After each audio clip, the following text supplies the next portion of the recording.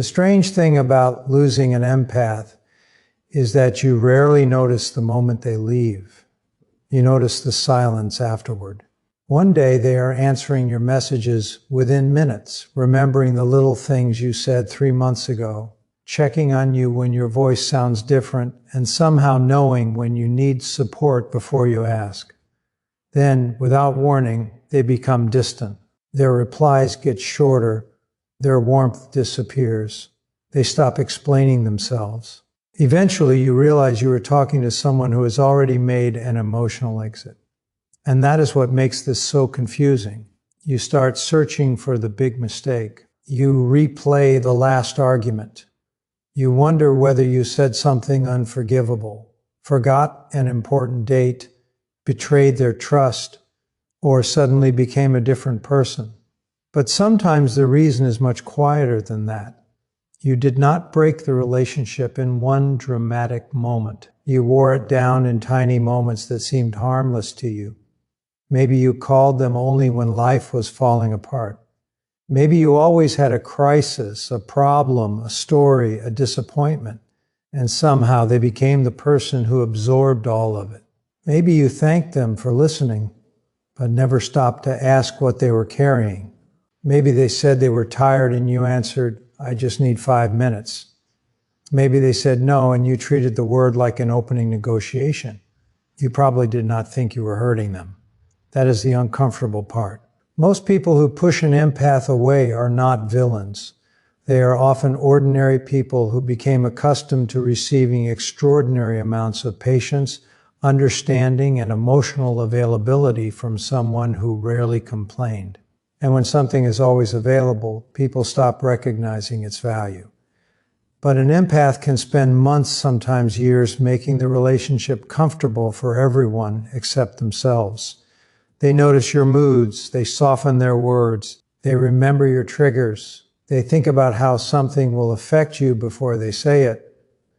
They give you the benefit of the doubt when you disappoint them. They explain your behavior to themselves before they ever question it. That is why the first thing you need to understand is this. An empath disappearing is often not the beginning of the problem. It is the final symptom of a problem that has been growing for a long time. By the time they disappear, they may have already had the conversation with you a dozen times inside their own head. They may have thought, maybe they are just stressed. Then, maybe I am expecting too much. Then, maybe I should give them another chance. And eventually, something changes. They stop asking what you meant. They start paying attention to what you repeatedly do.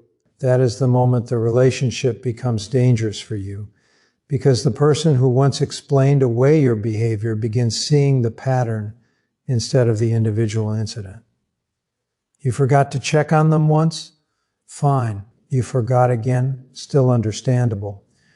You disappear whenever they need support? Now they are noticing. You need them every time you are struggling, but become unavailable when they are struggling. Now they are measuring the imbalance. You apologize beautifully, but repeat the same behavior 2 weeks later. Now the apology means less than the pattern. And this is where people make their biggest mistake. They think an empath leaves because they are too sensitive. Sometimes they leave because they have finally become sensitive to something they spent years ignoring. There is a difference. Sensitivity is not always weakness. Sometimes it is accumulated awareness. When someone has spent years noticing subtle changes in tone, effort, affection, and reciprocity, they eventually become very good at recognizing when a relationship is costing more than it gives. And once they see that clearly, you may not be able to talk them back into the old version of the relationship. You can promise to change, you can explain your intentions, you can remind them of all the good memories, you can even become angry and accuse them of abandoning you. But if their decision came after hundreds of small disappointments, your explanation of one moment will not erase the evidence of hundreds. That is why the behavior we are about to talk about matters so much. Because the thing that makes an empath disappear is rarely one insult, one argument, or one bad day. It is the repeated message hidden underneath your behavior. The message that says, "You will understand me," but never, "I will try to understand you." The message that says, "You can handle this," but never, "Are you okay carrying it?" The message that says, "You always forgive me," but never, "I should probably stop giving you reasons to." And eventually, the empath stops waiting for you to understand. They understand you instead. But understanding you does not require them to keep accepting what hurts them. That is the line most people miss. An empath can understand why you behave the way you do and still decide they cannot live with it. They can love you and still leave. They can forgive you and still stop giving you access. They can miss you and still never call. And when that happens, the silence is not necessarily punishment. Sometimes it is protection. The first behavior that pushes an empath toward that silence is one almost everyone has done without realizing how deeply it can damage a relationship, treating their kindness like an unlimited resource. You ask because they usually say yes. You vent because they always listen. You cancel because they are understanding. You arrive late because they never make a scene. You take because they give. And slowly, without a dramatic announcement, the relationship stops being reciprocal. It becomes a place where one person is constantly receiving and the other is constantly adjusting. The tragedy is that the empath may cooperate with this arrangement for a long time, until one day they don't, and you may not even realize that the last favor you asked for was not the moment they decided to leave. It was simply the moment they realized they were finished giving you chances to notice what had been happening all along. The second behavior is even easier to miss because from your perspective, it may look like trust. You tell them everything, every argument, every fear, every disappointment, every message someone sent that made you angry. You call when you cannot sleep. You call when you are furious. You call when you need someone to tell you that you are right. And because they care about you, they listen. But there is a difference between sharing your life with someone and making them responsible for carrying your emotional life. An empath can become the person everyone runs toward when things go wrong. At first, they may actually enjoy being that person. Helping makes them feel connected. Listening makes them feel useful. They can sense what you need before you know how to ask for it. But there is a hidden danger in becoming someone's emotional emergency room. Eventually, every conversation begins with your crisis. You do not ask whether they have the energy to listen. You assume they do.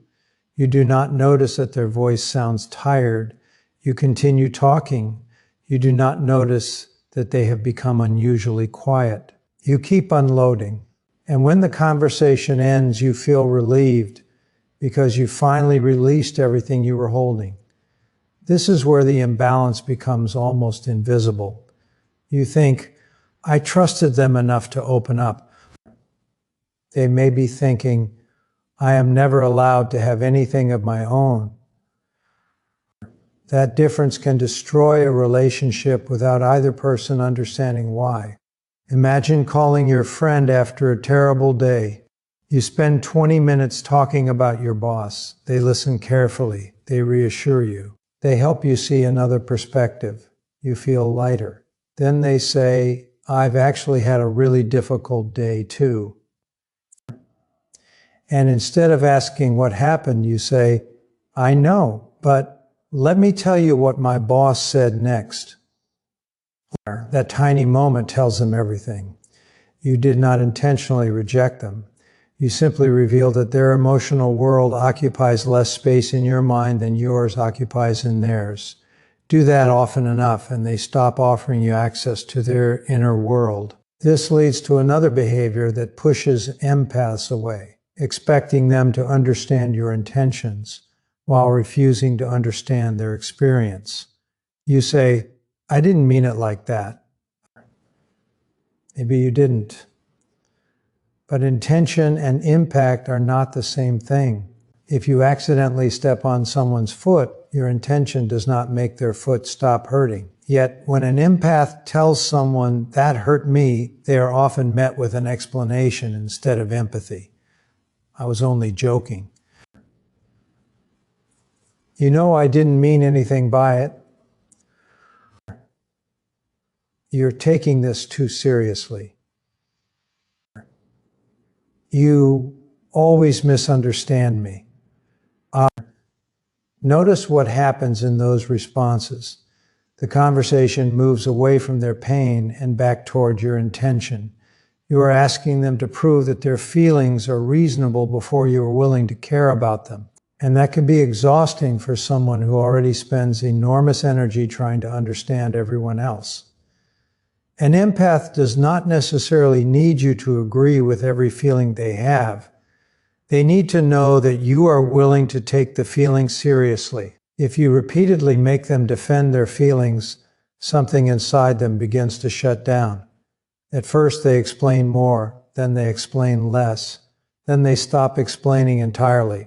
And this is where you may misread the situation. You think, "Great, we're not fighting anymore." But peace is not always proof that a relationship is healthy. Sometimes silence means someone has stopped believing that speaking will change anything. That is one of the most important signs to recognize. When an empath stops correcting you, stop assuming you finally got it right. Ask yourself whether they have simply stopped trying to be understood. Because there is a stage in many relationships where the person who has been asking for change becomes tired of asking. They no longer say, "Please don't talk to me that way." They simply talk to you less. They no longer say, "I need you to check in on me sometimes." Or they stop expecting you to. They no longer complain that you never make time for them. They make other people a priority. From the outside, it looks sudden. From the inside, it has been happening for months. And that brings us to the behavior that can turn emotional exhaustion into a permanent disappearance, ignoring a boundary after they finally have the courage to state it. Think about how difficult it may be for a naturally accommodating person to say no. So when they finally tell you, "I cannot talk tonight," that sentence may represent far more than tonight. It may represent years of learning that their needs are allowed to exist. If you respond with guilt, pressure, anger, or manipulation, you are teaching them something powerful. You are teaching them that boundaries create conflict. And if boundaries create conflict with you, eventually they will stop negotiating boundaries with you altogether. They will simply create distance. Perhaps you kept treating every boundary as temporary because you believed their kindness would eventually override their exhaustion. Until one day, kindness no longer does. That is the point where disappearing becomes easier than explaining. And once an empath reaches that point, something else changes too. They stop trying to make you feel comfortable about their decision, or because for years they may have managed your emotions whenever they were hurt. Now, for the first time, they are choosing not to. And that choice can look cold if you have only known them as warm. But sometimes what looks like coldness is simply a person who has finally stopped abandoning themselves. That is why the final behavior is so damaging. It is not just taking their time, attention, or emotional energy. It is making them feel guilty for finally protecting what remains. And if you make someone feel selfish every time they choose themselves, eventually they will choose themselves somewhere far away from you. Not because they stopped caring, because caring without limits was costing them too much. And that is where everything changes. There is another behavior that can push an empath away faster than almost anything else. And it often hides behind something that sounds innocent, making them prove that they care. You may not say, "Prove you love me." You may say, "If you really cared, you would come." Or, "I guess I'm that important to you." Or, "Forget it. I'll handle it myself." Sometimes you do it because you are hurt. Sometimes you do it because you are afraid they are pulling away. And sometimes you do not even realize you are testing them. But an empath notices. They notice the emotional pressure underneath the words. And because they are usually highly attentive to other people's feelings, they may respond by giving more. They call, they explain, they apologize, they rearrange their schedule, they reassure you. For a while, the test appears to work. You ask for proof, and they provide it. But something dangerous is happening underneath. Every time you create a situation where they have to earn your trust by sacrificing their own comfort, you teach them that your insecurity has a price, and they're expected to pay it. Eventually, they become exhausted by the examination, because love is supposed to create safety. It should not feel like an endless audition. An empath may tolerate emotional testing longer than you expect because they understand where it comes from. They can see the fear underneath your anger. They can recognize that your jealousy may come from insecurity. They can hear the loneliness hidden inside your accusation. But understanding the source of your behavior does not make the behavior harmless. That is another mistake people make with empathetic people. They think they understand me, so they'll forgive me. But empathy is not permission. In fact, the more accurately someone understands you, the more clearly they may eventually understand the pattern you are creating. And when they do, the relationship can change overnight. The next behavior is even more subtle, making every conflict about your pain. Imagine they finally tell you that something you did hurt them.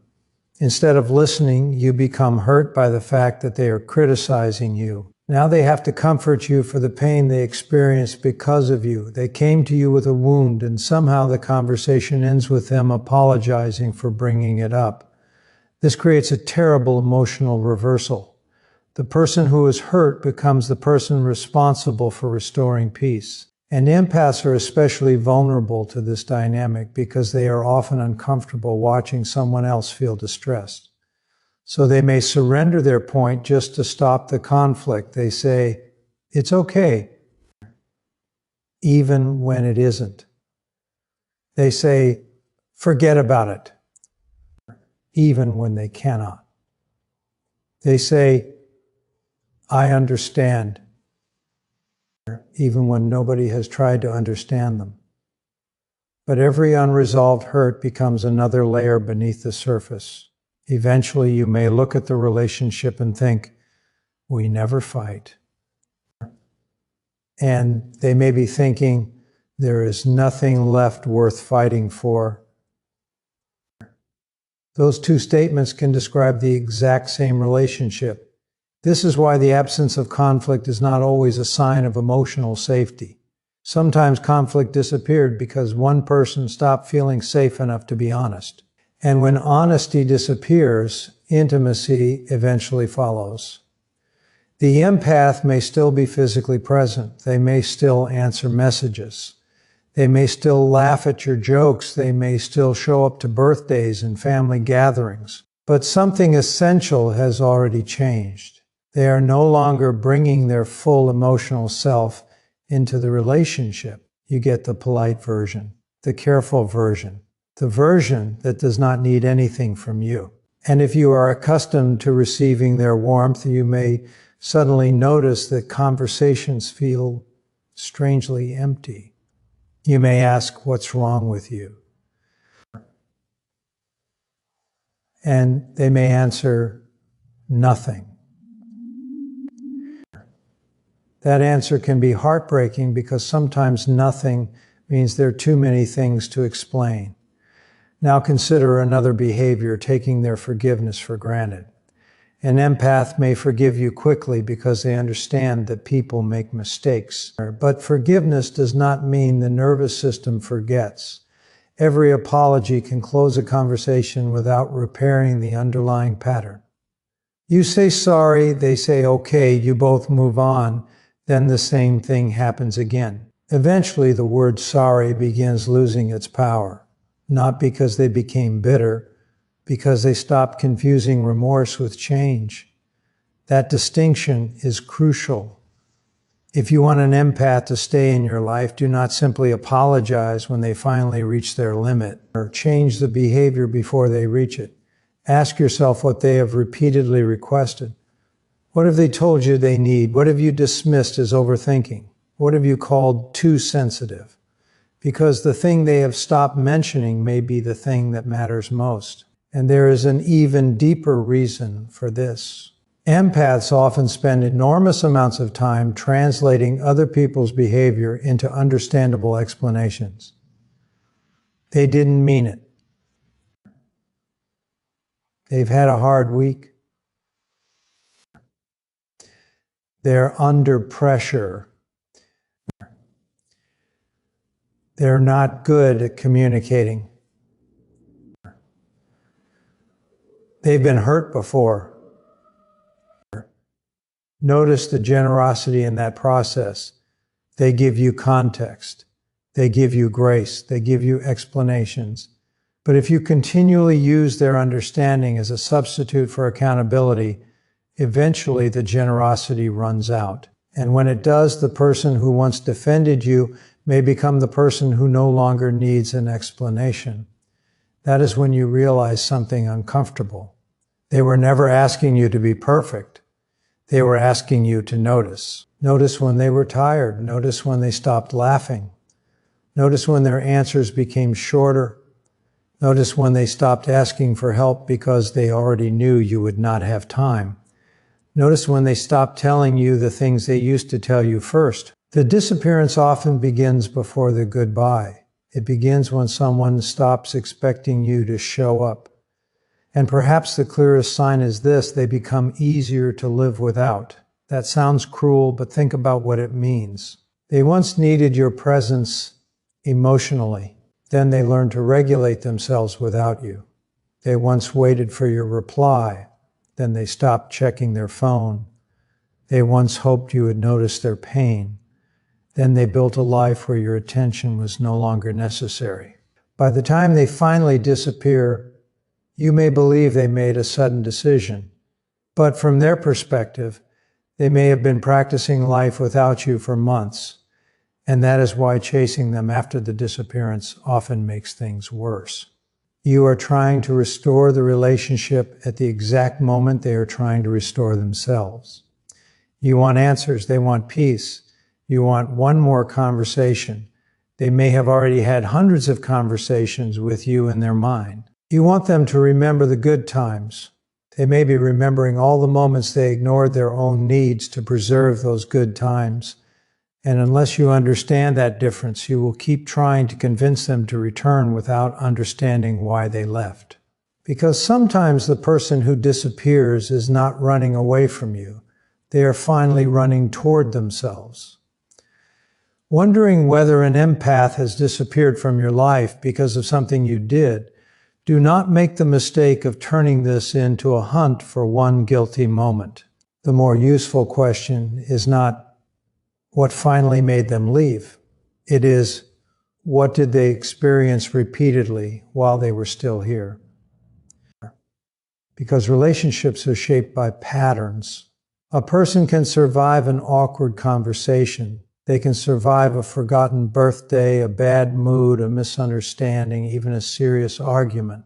What becomes difficult to survive is the repeated feeling that their needs matter only after they become impossible to ignore. And if you have been listening carefully, you may have noticed something about every behavior we have discussed. None of them required you to be cruel. Good intentions cannot replace awareness. If someone has spent years giving you understanding, the most meaningful thing you can give them is not another promise that you care. It is evidence that you have finally noticed what they have been carrying. So what do you do if you recognize yourself? First, stop chasing the explanation that makes you look innocent. Do not immediately tell yourself they are too sensitive, too emotional, too distant, or impossible to please. Instead, become curious. Ask yourself what changed. What did they stop asking for? What did they stop sharing? When did they stop coming to you? And perhaps the hardest question of all, when did their presence become something you expected instead of something you appreciated? If you still have access to them, do not overwhelm them with a dramatic confession designed to make them comfort you. Do not send 10 paragraphs about how terrible you feel. Do not say, I guess I'm the worst person in the world. That still makes the conversation about you. Instead, take responsibility without demanding immediate forgiveness. Say what you noticed. Acknowledge the pattern. Recognize the ways you benefited from their generosity. And then give them something most people never give when they are afraid of losing someone: room. Because if your apology requires their forgiveness before you can feel okay, then it is not entirely an apology. It is another request for emotional labor. And if they have already spent years carrying your emotions, the kindest thing you can do may be to carry your own now. But what if you are the empath? What if you are listening to this and realizing that you are the person who keeps saying, it's fine, when it isn't? Then understand something equally important. You do not have to disappear without explanation to prove that your boundaries matter. You are allowed to speak before resentment becomes your only language. You are allowed to say, I cannot do that tonight. You are allowed to say, I need you to ask before unloading something heavy on me. You are allowed to say, when I tell you something hurts, I need you to listen instead of explaining why I shouldn't feel that way. Those sentences are not selfish. They are invitations to create a healthier relationship. And if someone respects them, the relationship may become stronger. If someone repeatedly punishes you for having them, then the boundary has given you information. Because sometimes the greatest mistake an empath makes is believing that being understanding means having no limits. It doesn't.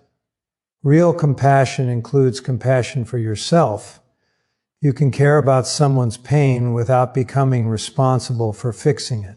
You can understand someone's trauma without volunteering to be wounded by its consequences. You can forgive someone without giving them unlimited access to you. And you can love someone deeply while recognizing that the relationship no longer gives either person room to become healthier. That is not cruelty. That is emotional maturity. So if an empath has disappeared from your life, do not immediately assume the story is over. But repair cannot begin with convincing them that they should not feel what they feel. It begins with understanding why they do, and if they never come back, that understanding still matters, because the lesson is bigger than one person. Listen when they speak the first time. Notice when their energy changes. Ask questions before assuming. Reciprocate before they have to request it. And when someone who is always strong finally says, I need help, do not assume they will be fine, because they usually are. The people who seem strongest can become invisible precisely because everyone expects them to keep carrying everything. And there is one final truth worth remembering. An empath does not necessarily disappear because they stopped loving you. Sometimes they disappear because they finally realize that loving you was becoming a reason to stop loving themselves. It can be unfair in certain situations, but you cannot control another person's decision to protect their peace. What you can control is what kind of person you become after losing access to them. You can become defensive, you can blame them, you can tell everyone they changed. Or you can become curious enough to ask what their disappearance revealed about you. That question may hurt, but it can also change your life. Because the goal is to become someone whose relationships are built on mutual care, honest communication, respect, and reciprocity. Someone who does not wait until a person is leaving to finally notice them. So if someone comes to mind right now, do not panic. Do not chase, do not manipulate. Just remember, people often tell us what they need long before they leave. The real tragedy is not always that we fail to hear them. Sometimes it is that we heard them and assumed they would stay anyway. And if this made you think about someone you lost, maybe that feeling is worth sitting with. Not because guilt can bring them back, but because awareness can change who you become next.